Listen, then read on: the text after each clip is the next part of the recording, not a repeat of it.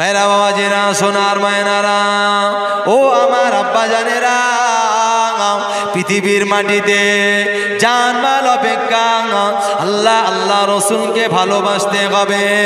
আল্লাহ পাক বললেন, যদি তোমরা আমাকে ভালোবাসতে যাও, আমার হাবিবে জানে রহমতকে ভালোবাসো। আল্লাহ নবী বললেন, তোমরা যদি আমাকে ভালোবাসতে যাও, আগে তোমার বাবার মাকে ভালোবাসো। ভাইরা বাবাজিরা সোনার মায়েরা ও আমার আব্বা জানেরা, বিদায় নেব আমি, লম্বা আলোচনা রাখবো না, কষ্ট পাবেন না বাবা। কি নবীর প্রেম, কি নবীর ভালোবাসা দেখুন। মুসাব ইবনে উমাইয়ার নজর পড়ে গেল, আল্লাহ নবীকে ওরা ঘিরে ফেলেছেন, আমার নবীকে মেরে দেবেন, আমার নবীকে শহীদ করে দেবেন, আমার নবীকে জানে শেষ করে দেবেন। ও ষষ্ঠীপুরের জওয়ান যুবকেরা, মুসাব ইবনে উমাইয়া আল্লাহু আকবার আল্লাহু আকবারে ধ্বনি দিলেন আর বললেন, হে মক্কার কুফারে কুরাইশেরা, তোমরা আমার জানের রহমতকে কি মারবে? আগে আমার সঙ্গে লড়ো। এই উহুদের যুদ্ধে ময়দানে যদি আমি মুসাব আমার সঙ্গে যুদ্ধ লড়ে, আমার সঙ্গে লড়াই করে যদি জিততে পারো, তারপরে আমার জানের রহমতের সঙ্গে লড়বে। ও আমার ভাইজানেরা, আপনাদের কাছে বিচার দিলাম, একবার কি গবেষণা করে বলবে, উভয় পক্ষের মারামারি, এ পাড়া ও পাড়া ধরেন মারামারি হচ্ছে, এখন আপনার একটা লোকে ধরে ফেলেছেন, মারবেন বিশাল। এখন ওপাড়ার একটা ছেলে এসে হোঁকরা চাই, ওর সঙ্গে কি মারামারি করবে, আগে আমার সঙ্গে করবে, দেখি তোর কত বুকের পাটা। আপনারা কি করবেন? এই এটা পরে হবে না, আগে ওরে সাইজ করে নেই। ঠিক বলিস না ভুল বলিস? মুসাব ইবনে উমাইয়া যুদ্ধের ময়দানে দাঁড়িয়ে হিংস দিচ্ছেন, এই আমার জানের রহমতের সঙ্গে তুমি কি লড়বে, আগে আমার সঙ্গে লড়ো। কেন? মুসাব ইবনে উমাইয়ার কিতাবের বর্ণনা এসেছে, মুসাব ইবনে উমাইয়ার উদ্দেশ্য হলো ওরা যেন আমার জানের রহমত, আমার নবীকে যেন না মারে। জোরে বলুন, আমার নবীকে যদি ওরা মারে, আমার নবী কষ্ট পাবে, আমার নবী ব্যথা পাবে।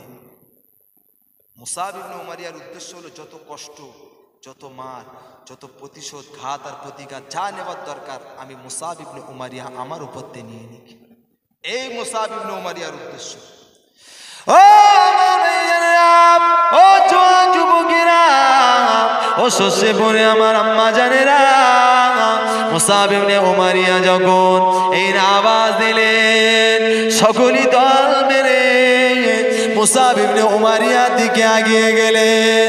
ও আমার ভাইজানেরা, কিতাবের বর্ণনা এসেছে মুসাব ইবনে উমাইয়া ও এতগুলো মানুষের সঙ্গে লড়াই করছেন। একদিকে শুধু মুসাব, অপর দিকে সকল মানুষেরা মুসাব ইবনে উমাইয়ার সঙ্গে কুস্তি লড়ছে। ও আমার ভাইজানেরা, মুসাব ইবনে উমাইয়া যতক্ষণ ক্ষমতা ছিল লড়াই করে গেলেন। কিতাবের বর্ণনায় আসলো এক সময়ে পিছন দিক দিয়ে একজন যুবক এসে মুসাব ইবনে উমাইয়ার ডান হাতের উপরে তলোয়ারি চালিয়ে দিলেন। ও শস্যপুরের জওয়ান যুবকেরা, মুসাব ইবনে উমাইয়ার হাতটা কেটে জমিনে পড়ে গেল। ও আমার ভাইজানেরা, মুসাব ইবনে উমাইয়া দ্বিতীয়বার কি করলেন, ইসলামের পতাকাকে ইসলামের পতাকাকে ইসলামের ঝান্ডাটাকে মুসাব ইবনে উমাইয়া গালের দাঁত দিয়ে চেপে ধরে নিলেন। ও মুসাব ইবনে উমাইয়া ইসলামের পতাকাটা দাঁত দিয়ে চেপে গাল দিয়ে ধরে রাখিলেন। মুসাব ইবনে উমাইয়া বাম হাতে তলোয়ারি উঠিয়ে নিলেন। ইসলামের শত্রুরা, আমার নবী পাকের জানের শত্রুরা, আমি মুসাব আমার সঙ্গে লড়াই করো, আমার জানের রহমতের সঙ্গে পরে লড়াই করবে। শস্যপুরের যুবকেরা ওই মুসাব ইবনে উমাইয়া থেকে শিক্ষা নেন, গাল দিয়ে ইসলামের ঝান্ডাটাকে আঁকড়ে নিলেন, কামড়ে ধরে রাখলেন। বাম হাত তলোয়ারি চালাতে শুরু করলেন। দেখা গেল আবার মুসাব ইবনে উমারিয়ার বাম হাতের উপরে বেঈমানেরা তলোয়ারি চালিয়ে দিলেন। ও জওয়ানেরা, যুবকেরা, বাম হাতটা কেটে জমিনে পড়ে গেল। মুসাব ইবনে উমারিয়া তখনও গাল দিয়ে ইসলামের ঝান্ডাটাকে ছেড়ে দিলেন না। ও আমার ভাইজানেরা, ও শস্যপুরের সোনার লালেরা, মুসাব ইবনে উমারিয়া গাল দিয়ে কামড়ে ইসলামের পতাকাকে ধরে রাখলেন। মক্কার বেঈমান বিদুইনেরা মুসাব ইবনে উমারিয়ার দিকে লক্ষ্য করে তীর ছুটতে লাগলেন, ধনুক ছুটতে লাগলেন। ও আমার ভাইজানেরা, মুসাব ইবনে উমারিয়া সারা শরীরটাকে তীর মেরে মেরে মুসাব ইবনে উমারিয়ার শরীরটা ক্ষত বিক্ষত করে দিল। ও আমার ভাইজানেরা, মুসাব ইবনে উমারিয়া সর্বোপরি আর খাড়া দেখতে পারলেন না, আল্লাহ জমিনে পড়ে গেলেন। ও আমার ভাইজানেরা, ওই উহুদের যুদ্ধের ময়দানে মুসাব সহ অনেকগুলো নবী সাহাবাদের শহীদ করে দিলেন। আল্লাহ নবী সাহাবা হযরত বেলাল হুজুরকে আল্লাহ নবী মদিনার মসজিদে রেখে এসেছিলেন।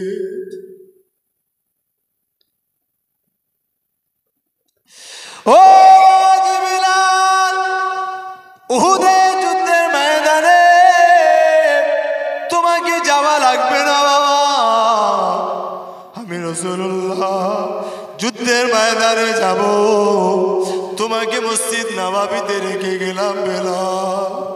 কেন জানো? আমরা সবাই যদি যুদ্ধের ময়দানে চলে যাই, মসজিদে নববীতে কি আযান আর জামাত করবে? ও বাবাজি বেলাল, আমি নবী তোমাকে মসজিদে নববীতে রেখে গেলাম, সময় হয়ে গেলে আযান দিয়ে দিও, সময় হয়ে গেলে জামাতটা আদায় করে নিও বেলাল। আমি নবী যাই, যুদ্ধের ময়দানে যাই, যুদ্ধের ময়দানে আল্লাহ নবী সাহাবারা শহীদ মুসাব ইবনে উমারিয়া শহীদ হয়ে গেলেন। আল্লাহ নবীর অনেকগুলো সাহাবারা শহীদ হলেন। মসজিদে নববীতে খবর পৌঁছে গেল আল্লাহ নবী উহুদের যুদ্ধের ময়দানে শহীদ হয়েছে।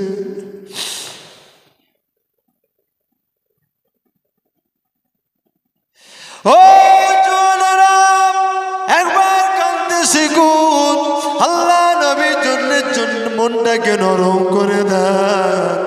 যখন মসজিদে নববীতে খবর হয়ে গেল যুদ্ধের ময়দানে আল্লাহ নবী শহীদ হয়েছেন, হযরত বেলাল হুজুর আযান দিচ্ছিলেন।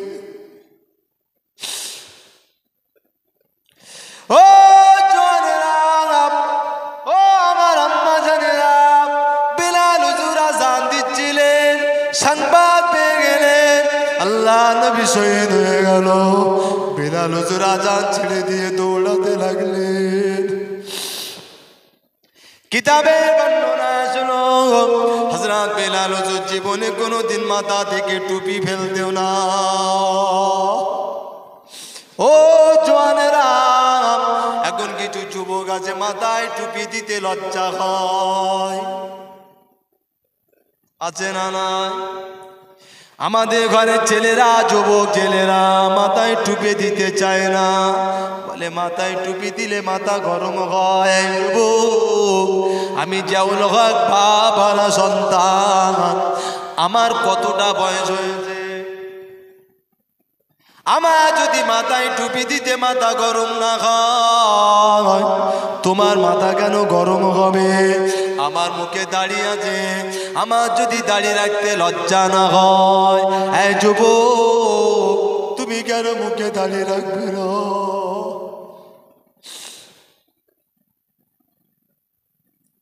ও হযরত বেলাল হুজুর দৌড় মারলেন, মদিনার এক পথিকের সঙ্গে দেখা হয়ে গেল। ও বাবাজি বেলাল, আমি ওহুদের যুদ্ধের ময়দানে যাই, আল্লাহ নবী শহীদ হয়েছে। ও বাবাজি বিলাল, তুমি যুদ্ধের ময়দানে যাবে দুঃখ নাই, কিন্তু আমার একটা কথা, তোমার মাথা থেকে যেন টুপিটা পড়ে গেল।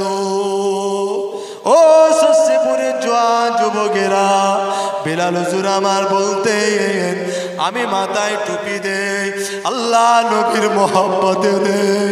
আজ মদিনার কামলিওয়ালা আব্দুল্লাহর লাল, মামিনার দুলাল, জগৎ বরণ্য নবী, আমি বিলাল মুখে দাঁড়িয়ে রেখেছি ওই নবীর জন্যে। আমি বিলাল হুজুর মাথায় টুপি দেই ওই নবীর জন্যে। আল্লাহ নবী উহুদের যুদ্ধের ময়দানে শহীদ, আমি বিলাল মাথায় টুপি পড়ে গেল কি আমার কোনো হুঁশ নাই। ও মদিনার আবার বিরিদা ছোট বড় সকলে দৌড় মারলেন উহুদের যুদ্ধের ময়দানে। মদিনার মানুষেরা ডাক দিলেন কোথায় যাও? যুদ্ধের ময়দানে যায়।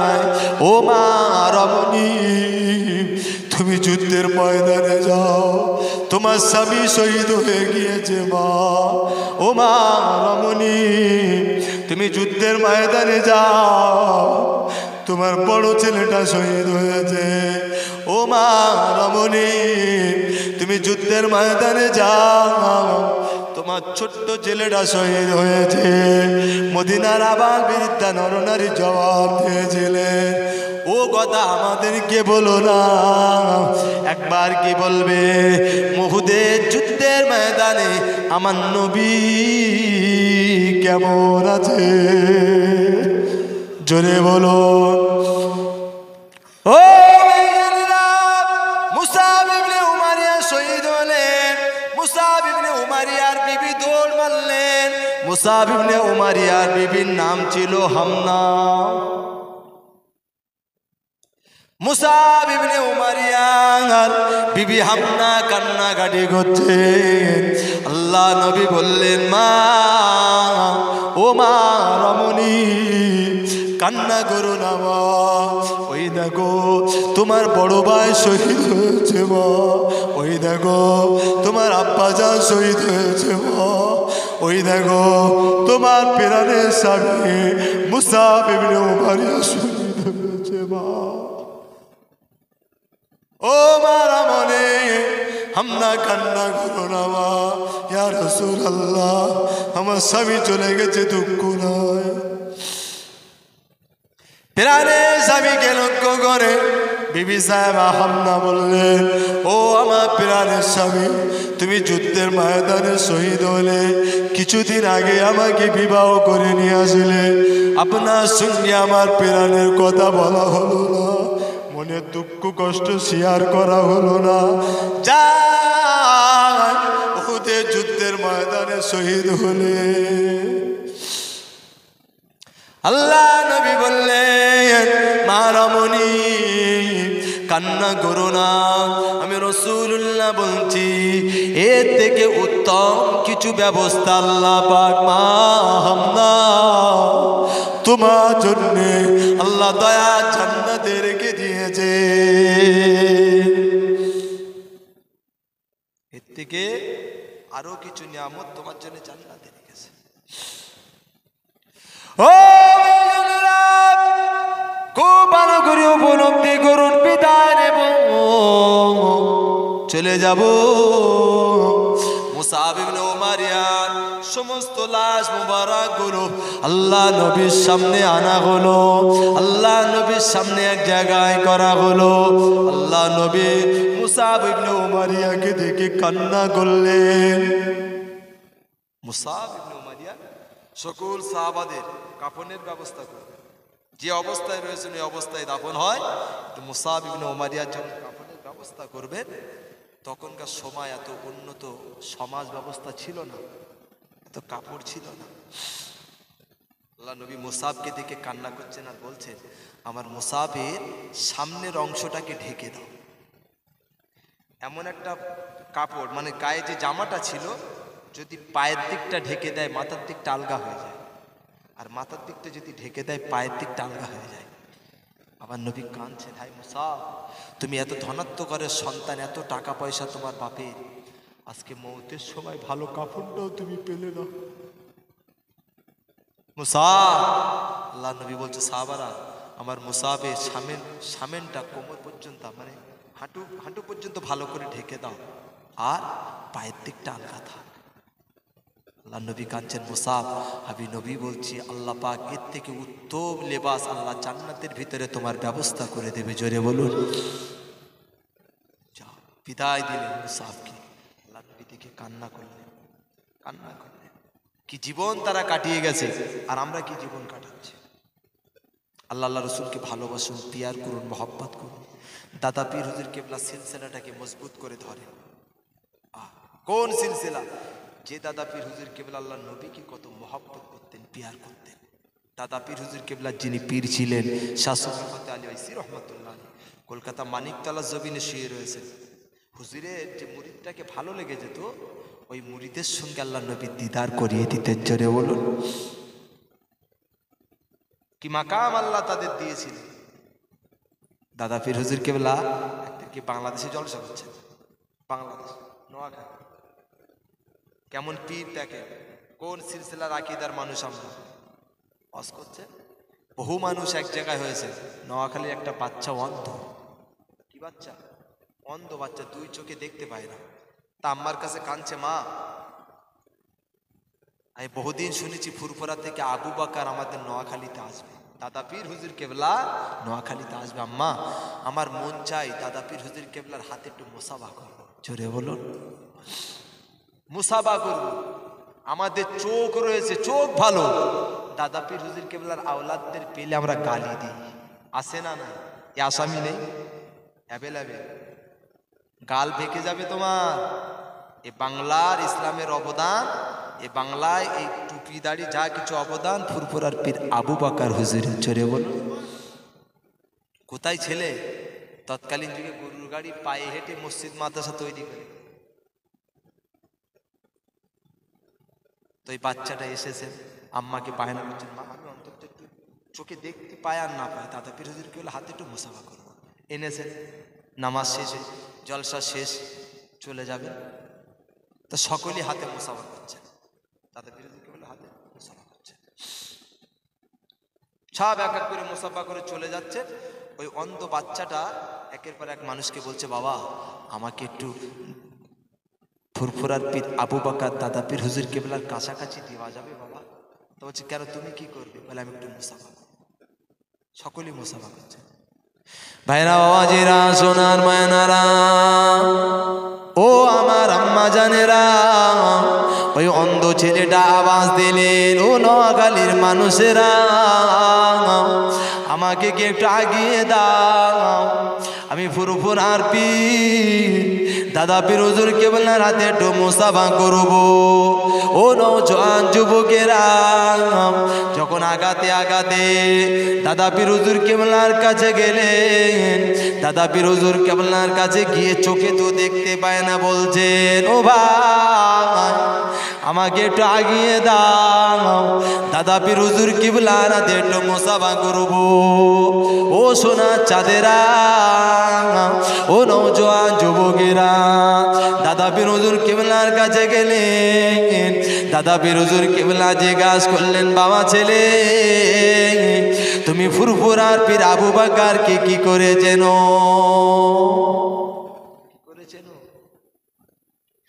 ও আমি ফুরফুরার পীর আবু বকর হুজুরের নাম শুনেছি, কোনোদিন চোখে দেখি না, আমি হয়তো চোখে দেখতে পাবো না, কিন্তু আমি শুনলাম ফুরফুরার পীর আবু বকর বাংলাদেশের নোয়াখালীতে আসছে, আমি একটু মুসাফা করবো বলে আসলাম।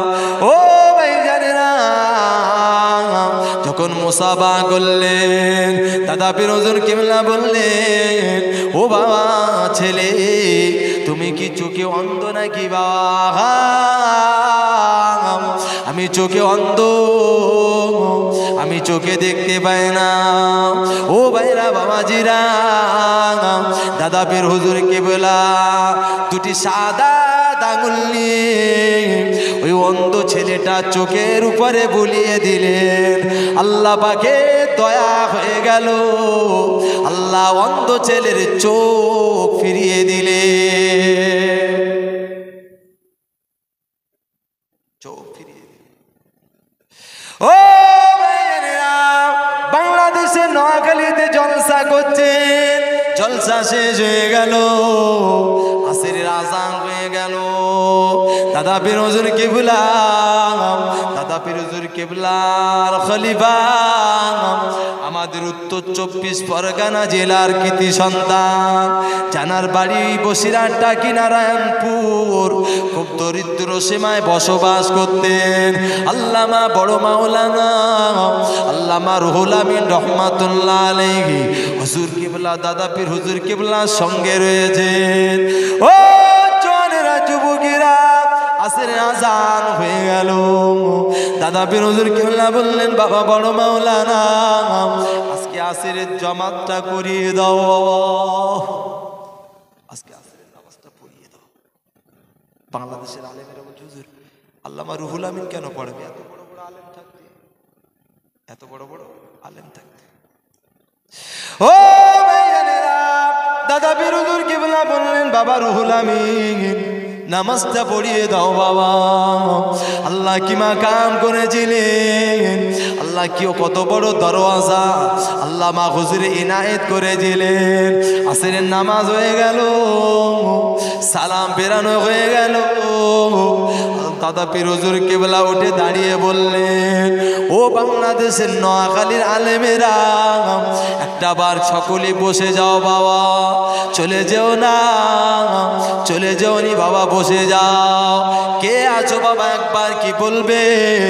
আজকে এই জমাতে কতগুলো মানুষ একসাথে নামাজ আদায় করেছে?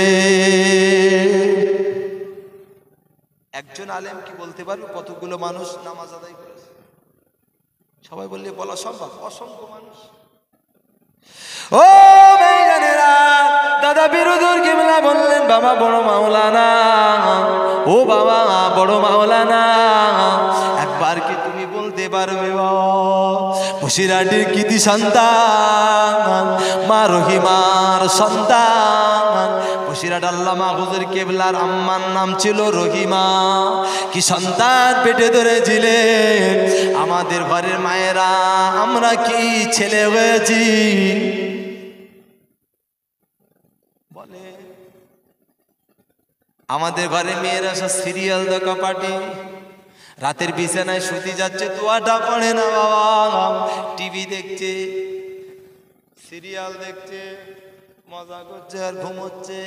হারাম, সবার দোয়াটা পড়, খেয়াল নেই। ও ভাইজানেরা, ওই অবস্থায় যদি স্বামী স্ত্রী মিলামেশা হয়ে যায়, বলবেন কি ছেলে কি সব আব্দুল কাদের হবে না ডিপজল হবে? বলে এমনি মতপথ তৈরি হবে, দোয়াটা পড়েছো, সিরিয়াল দেখো না, বিপর্দায় চলো না। ও ভাইজানেরা, দাদা পীর হুজুর কিবলার আম্মার নাম বলতে পারেন? আম্মাজির নাম বলতে পারেন? ও ভাইজানেরা, দাদা পীর হুজুর কিবলার আম্মার নাম ছিল মোহাব্বাতুন নেসা, কি সন্তান পেটে ধরেছিলেন, জানাকে আল্লাহ জাবানার মুজাদ্দিদ করেছে। বসিরহাটের বড় মাওলানা আল্লামা হুজুরের আম্মার নাম মা রহিমা।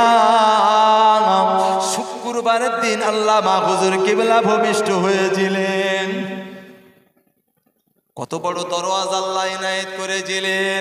আল্লামা হুজুরের জীবনীটা একটু অ্যানালাইসিস করো, পীর আবু বকর দাদা পীর হুজুর কিবলার জীবনীটা একটু অ্যানালাইসিস করে দেখো বাবা। দাদা বিরোধীর কেবলা বললেন, বাবা বড় মাওলানা, একবার কি বলতে পারো আজকে জমাতে কতগুলো মানুষ নামাজ পড়েছে?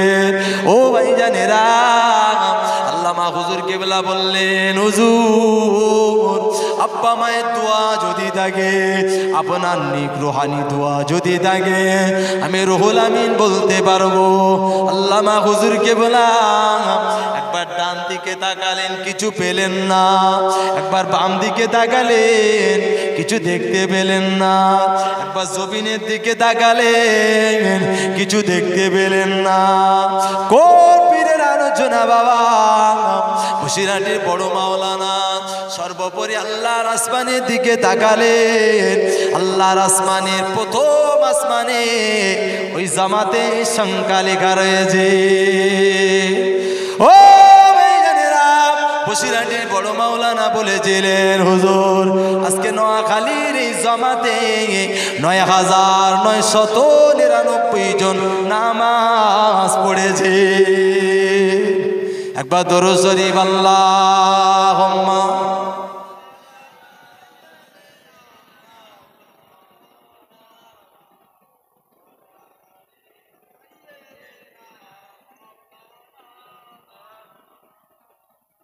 আলহামদুলিল্লাহ, বিদায় নেব। আমার কথাতে কষ্ট পেয়েছেন না? যদি কষ্ট পান ভাই সন্তান হিসাবে আমার দুটো হাত আপনাদের পায়ের উপর, আল্লাহর রাস্তায় মাফ করে দেবেন। বিশ্বাস করে কারোর মনে কষ্ট দুঃখ দিয়ে পৃথিবী থেকে যাবেন না। এমন মানুষ হন আপনার আচার আচরণে, আপনার চলাফেরায় যেন কোনো মানুষ দুঃখ না পায়, কষ্ট না পায়। আমি একটা মানুষ, আপনারা একটা মানুষ, আমার ভুল স্বাভাবিক হতেই পারে। কষ্ট পাবেন না, ব্যথা পাবেন না। আমার জন্য দোয়া করবেন তো ইনশাআল্লাহ। আমি আপনাদের জন্য দোয়া করব। বিদায় নেব, আলোচনা এখানেই সমাপ্ত করলাম। আল্লাহ যদি আবার কখনো সুযোগ সুবিধা দেয় আলোচনা করা যাবে নাকি আবার শেষ করে দেয়? আমার বাবাজি প্রতি বছরে মাহফিলটা দেয়। আপনারা খুশি না বেজা? খুশি। মাহফিল হবে, আসবেন, থাকবেন, বসবেন, সৎ পরামর্শ। যাই বা হোক, এইটুকুনি বয়সে আল্লাহ বহু জায়গায় আমাকে নিয়ে যায়। আজকে শরীরটা সত্যি প্রচণ্ড খারাপ, মাথা সেই থেকে যন্ত্রণা হচ্ছে, মন মানসিকতা ভালো নেই। একটা জলসা সেরে আসলাম, আপনাদের কিন্তু করে আবার এই বাড়ি যাব। আল্লাহ বাঁচালে আবার কালকে মাহফিল, কালকে এলাকাতেই আছে। আল্লাহ বাঁচালে পরশু দিন আবার পাঁশকুড়া প্রতাপপুর দরবার শরীফ গেছেন, পাঁশকুড়া প্রতাপপুর দরবার শরীফ, ওখানে মাহফিল। সকলে আমার জন্য দোয়া রাখেন। শেষ বিদায় বেলা একটা কথা বলে যায়, গুণী হন, ভালো হন, চরিত্রবান। কি হন? গুণী হন, ভালো হন, চরিত্রবান হন। আপনার চরিত্র যদি ভালো হয়, আপনার চরিত্র যদি ভালো হয়, আপনি যদি ইসলামিক ল অনুযায়ী জীবনযাপন করেন, পৃথিবীর মানুষের দ্বারস্থ হতে হবে না, গোটা কায়নাতটাকে আপনার দ্বারস্থ বানিয়ে দেবে। জোরে বলুন। আমি একজন বাপহারা সন্তান, আমার বাপের মুখটা আমি দেখিনি। 6 মাস যখন পেটে আমার আব্বাজি মারা গেছে। মায়ের শখ ছিল আমাকে মাদ্রাসায় দিয়েছে, আমাকে মাদ্রাসায় ভর্তি করে জ্বলান্ত পীর মাশায়েখদের জ্বলান্ত কারামাত বলে গেল মাথায় রাখে। আমাকে মাদ্রাসায় ভর্তি করে পরের সপ্তাহে আমার আম্মা ফুরফুরায় যাবার বাস করেছে, তো ওই বাসে করে আমাকে নিয়ে গেছে। আমি মেজলা হুজুর পীর কেবলা রহমাতুল্লাহ আলাইহির মুরিদান। হুজুরের হাতে আমি বায়াত হয়েছি, মুরিদ হয়েছে। তো হুজুর কেবলার ওখানে নিয়ে গেছে। আমার আম্মা, হুজুরের খানকার সামনে অনেক লোক, এরকম একটা প্লেয়ারের গোড়ে আমার আম্মা, তো মহিলা মানুষ, নিয়ে দাঁড়িয়ে রয়েছে চুপটি মেরে। মেজলা হুজুর কেবলার নজরটা পড়ে গেল। জোরে বলুন। হুজুরে একজন তাল পাতা দিয়ে হাওয়া করতেন জানেন? অনেকে বলেন বাবা তাল পাতাটা রাখো। ওই দূরে প্লেয়ারের গোড়ে একজন মহিলা আছে, মাকে রেখে বাচ্চাকে নিয়ে এসো। জোরে বলবেন না? মাকে রেখে বাচ্চাকে নিয়ে এসো। আমাকে নিয়ে গেলেন, ভয় পাচ্ছি, ছোট মানুষ তো, কাঁদছি। তা আমাকে নিয়ে বলছে, কচি তোমার নাম জিয়াউল হক? বললাম জি। অবাক হয়ে গেছি, আমার নামটা হুজুর কেবলা বলে দিলেন। বলছে বাবা তোমার আব্বা বেঁচে নেই না? আমি হাউমাউ করে কান্না করে ফেলেছি। আমার আব্বা বেঁচে নেই, হুজুর কেবলা বলে দিলেন, যাও বাবা, তোমার আম্মা তোমাকে মাদ্রাসায় ভর্তি করেছে, আমি আবু জাফর তোমার জন্য দোয়া করছি, বাংলার অলিতে গলিতে দিনের খেদমত তোমার দ্বারাই করিয়ে নেবে। জোরে বলুন। তবে একটা নীতির উপরে থাকবে, মানুষের পরোয়া করবে না। হক কথাটা বলবে। আর শেষ ওসিয়াত তোমার জন্য, মাহফিলে বেশি হাসাবে না, কাঁদবে বাবা, কাঁদবে, কাঁদবে। কান্না আল্লাহ পছন্দ করে, চোখের পানি আল্লাহ পছন্দ করে। এই জন্য আমি কাঁদতে ভালোবাসি, আপনারাও কাঁদবেন। হুজুর কেবলাদের দামানটা মজবুত করে ধরবেন, আমার জন্য দোয়া করে। সর্বোপরি শেষ একটা দাওয়াত আপনাদের দিয়ে যায়। এইটুকুনি বয়সে আল্লাহ আমার দ্বারা একটা প্রতিষ্ঠান চালায়। ওই প্রতিষ্ঠানটা ছেলেদের প্রতিষ্ঠান না, মেয়েদের প্রতিষ্ঠান। আর ওই মাদ্রাসাটা শুধুমাত্র এতিম মেয়েদেরই ভর্তি নেওয়া হয়। কাদের নেওয়া হয়? এতিম মেয়েদের। দোয়া করবেন তো। এইটুকুনি বয়সে 100 মেয়ে আমার মাথার উপরে দায়িত্ব, তাদের 3 বেলা খাবার, সকালে চা পানি নাস্তা। এইটুকুনি বয়সে আল্লাহ আমার দ্বারাই করিয়ে নেয়। দোয়া করেন, অনেক টাকা খরচ। এখনো 50টা মেয়ে ওয়েটিংয়ে রেখেছি, নিতে পারছে না বিল্ডিংয়ের অভাবে। একজন ভাই আমার খুব মহব্বতের মানুষ, আল্লাহ তার হাত দারাজ করে দেন, বোম্বাই ব্যবসা করে। আমাকে দেখে বলছে, জিয়াউল হক তোমার মাদ্রাসা ছাদের যা পাথর লাগবে আমি দেবো। জোরে বলবেন না? এই মানুষটা, কিছু মানুষ ইট দিয়েছেন, কিছু মানুষ বালি দিয়েছেন, এখনো কিছু দরকার। পাশে একটা বিল্ডিং করব, মাপচোক সব কমপ্লিট, খোঁড়া হবে। আপনাদের কাছে যদি 5টা মিনিট হাত পাতি, আপনারা মনে দুঃখ পাবেন? দুঃখ পাবেন? দুঃখ পাবেন? 5টা মিনিট হাত পাতবো, আমার জন্য নয়, আমি পেটে খাবো না। যে টাকাটা আমি জলসাই পাই, হাফ টাকা মাদ্রাসায় যাই। আবার সকাল হলে মানুষের দ্বারস্থ দেবেন না কেন? আমি বলি আমার প্রতিষ্ঠানে আসেন, দেখেন, দেন। 100 মেয়ে নিয়ে আমি চালাই, এটা আমার কৃতিত্ব না, আল্লাহ আমার দ্বারাই চালিয়ে নেয়। আপনার ঘরের 5টা সন্তান, আপনি পাগল হয়ে যান। আমি তো বাপ হারা সন্তান, আমার কিছু নেই। বাপের 3 শতক ভিটে বাড়ি, 4 ভাই ছিলাম, এক ভাই মারা গেছে, আল্লাহ জান্নাতের মাকাম দান করুক, বলুন আল্লাহুম্মা। 3 ভাই, 3 শতক ভিটে বাড়ির ওপরে। আমি তো চাইলে বিশাল কিছু করতে পারতাম, করি না, করি না। 5টা মিনিট আপনাদের কাছে হাত পাচ্ছি, যদি কেউ ভালোবাসে, মাদ্রাসার জন্য 10 টাকা, 20 টাকা, 50 টাকা দেবেন? দেবেন? আল্লাহর কোনো বান্দা আছে? 10 টাকা, 20 টাকা, 50 টাকা, বেশি চাচ্ছি না। যদি থাকে দেন, না থাকলে দিতে হবে। একটা ছেলের উপর দুটো, আমার মায়েদের কাছে একটু যাও, আমার ফাতেমাতুজ জোহরা গার্লস এতিমখানা মাদ্রাসার জন্য মেয়েদের কাছে একটু ঘুরে আসেন, যদি কিছু দেয় একজন যান। আর আপনারা যদি কেউ কিছু দেন, 10 টাকা, 20 টাকা, 50 টাকা দিতে পারেন। আর সকলেই বিসমিল্লাহ সেই সূরা ফাতিহা 3 বার, সূরা ইখলাস 3 বার, দুরূদ শরীফ পড়ুন, দোয়া হবে। এর মধ্যে মধ্যে যে যা দিতে পারে দেন। আল্লাহু আকবার। আমার এক বাবাজি 50 টাকা, আর এক ভাই 20 টাকা, আল্লাহ দান কবুল করেন। এই দেখেন, আল্লাহ আমার আর এক ভাই যান 100 টাকা, আল্লাহ দান কবুল করেন। মাশাআল্লাহ, জাযাকাল্লাহ। আল্লাহ আমার আর এক ভাই 200 টাকা দিল, আল্লাহ দান কবুল করেন। আল্লাহ নেক আশা পূর্ণ করে। আল্লাহ আর একজন ভাই 10 টাকা, 20 টাকা করে দিল, আল্লাহ দান কবুল করে। আল্লাহ ভাইদের রুজিতে কামাইতে বরকত দেন। আল্লাহ পাক ভাইদের খাওয়ার জন্য পরে দুয়ারে হাত পাতাবেন না, আল্লাহ সংসারে অভাব দেবেন না। আল্লাহ পাক ওই সংসারে উন্নতি দেন। আল্লাহ আপনার আসমান থেকে কিছুগুলো রুজি দরওয়াজা খুলে দেন। আল্লাহ আমার আর এক ভাই যান 50 টাকা দিলেন, আর একজন 50 টাকা, 10 টাকা, আল্লাহ দান কবুল করুন। আর এক বাবা যান আল্লাহ দান কবুল করেন, আল্লাহ নেক আশা পূর্ণ করেন। আল্লাহ আর এক ভাই 50 টাকা দিলেন, আল্লাহ দান কবুল করে নেন। আল্লাহ পাক, আল্লাহ পাক, আল্লাহ আমার ফাতেমাতুজ জোহরা গার্লস মাদ্রাসার জন্য যে যা দিল, আল্লাহ দান কবুল করে নেন। আল্লাহ ভাইদের সংসারে আল্লাহ আপনার আসমান থেকে কিছুগুলো রিজিক দরওয়াজা খুলে দেন। এতিমদের ভালোবাসবেন। আল্লাহ নবী এতিমদের মহাব্বত করতেন, পিয়ার করতেন। আমার নবীর আব্বা ছিল না, আমার নবীর মা ছিল না। ও ভাই, পবিত্র সাবান যদি আব্বা মায়ের জন্য দেবে।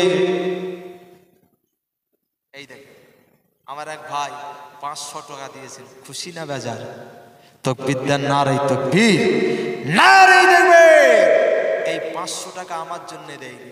আল্লাহ পাক, আমি দোয়া করি আমার ফাতেমাতুজ জোহরার জন্য আমার ভাই 500 দিল, আল্লাহ দান কবুল করেন। আল্লাহ ভাইয়ের রুজিতে কামাইতে বরকত দেন। আল্লাহ ভাইয়ের পয়সার জন্যে রুজির জন্যে পরের দুয়ারে ছোটাবেন না, আল্লাহ গাইবে মদত দিয়ে সাহায্য সহযোগিতা করেন। আজ যে যা দেবেন দেন, একটু দেন ফতেমাতু জোহরার জন্য 1 বস্তা বালি দেবেন, অভাব পড়বে না। মাদ্রাসার জন্য দেবেন, সাবান চাঁদে আর রমজান মাসে বেশি বেশি করে দান করবেন। আব্বা মা চলে গেছে, তাদের কথা মনে করে, তাদের কথা মনে করে দেবেন। কেন জানেন? এমন একটা গুরুত্বপূর্ণ মাস, এমন একটা বরকতপূর্ণ মাস, রমজানে 1 টাকা দান করলে 70 টাকা সওয়াব হয়। জোরে বলুন। 1 রাকাত নামাজ পড়লে 70 রাকাত নামাজের সওয়াব হয়। জোরে বলুন। এই দেখেন, আর এক ভাই 50 টাকা, আল্লাহ দান কবুল করুন। আল্লাহ পাক আমার ভাইদের দানটাকে কবুল করুন। আল্লাহ পাক সংসারে বাচ্চারা স্কুল কলেজে পড়াশোনা করে উচ্চ শিক্ষায় শিক্ষিত করুন। আল্লাহ পাক আমার ফাতেমাতু জোহরা গার্লস মাদ্রাসার আবাদ করবার কারণে আল্লাহ ভাইদের সংসারে উন্নতি দেন। আল্লাহ আব্বা মা যারা চলে গেল, পবিত্র সাবান যাদের ওসিলায় আল্লাহ দানের বাবার কাছে আল্লাহ ভাই যাদের আব্বা মায়েদের কবরে আযাব মাফ করে দেন। আল্লাহ পাক আমি এতিম সন্তান, বাবারা সন্তান জাউল হক দোয়া করি। আল্লাহ আমি মুসাফির হালাতে আছি, আল্লাহ আপনি তো বলেছেন, আপনার হাবিব তো বলেছেন 3 শ্রেণীর দোয়া কবুল হয়ে যায়। বাবা দোয়া, এতিম মিসকিনের দোয়া, মুসাফিরের দোয়া। আল্লাহ আমি এতিম সন্তান, মুসাফির হালাতে আছি, আল্লাহ দান কবুল করে নিন। আল্লাহ এই দোয়ার ওসিলা করি আব্বা মায়েদের কবরে আযাব মাফ করে দেন। আল্লাহ এই কবরটাকে দয়া জান্নাতের টুকরা বানিয়ে দিন। বলুন আল্লাহুম্মা আমিন। সকলে দাঁড়িয়ে জানি ইয়া নবী